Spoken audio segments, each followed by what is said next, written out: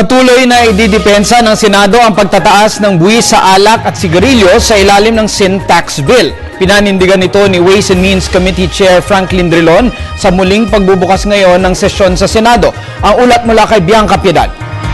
Bersyon pa rin ni dating Ways and Means Committee Chair Senator Ralph Recto ang nakatakdang gamitin ng naturang komite para sa pagsisimula ng pag-amyenda sa kontrobersyal na Sin Tax Bill. Ayon kay Senate President Juan Ponce Enrile, prioridad ngayon sa Senado na maipasa ang Sin Tax Bill. Budget and the sin tax are priority all over other legislation. Wala naman problema kay Senador Recto kung gagamitin ang kanyang committee report at lalong hindi rin aniya siya magiging hadlang sa pag-usad nito sa plenaryo.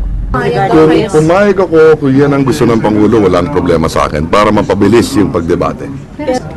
Ipaglalaban ko ang realistic, responsible version para sa akin. Sinabi ni Senador Franklin Drilon na namumuno ngayon na nasabing komite na dedepende sa plenaryo ang pagtataas ng buwis sa sigarilyo at alak.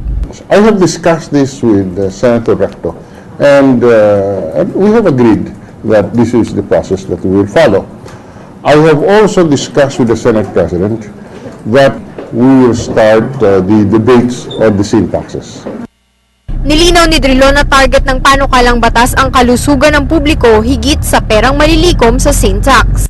It is accepted that as a policy, excise tax is an effective tool of reducing smoking in the country.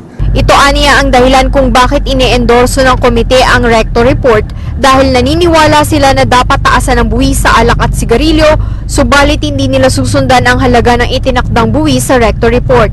Paliwanag pa ng Senador, kailangan ng Department of Health ng kabuuang 77.4 na bilyong piso upang makapagdagdag ng nasa 5 bilyong pamilya na mabebenepisyohan ng PhilHealth premiums, ngunit 54 na bilyong piso lamang ang naaprobahang budget kung kaya't upang mapunan ang funding gap ay kukuhanin ito tax. Para sa Telebisyon ng Bayan, Bianca Piedad.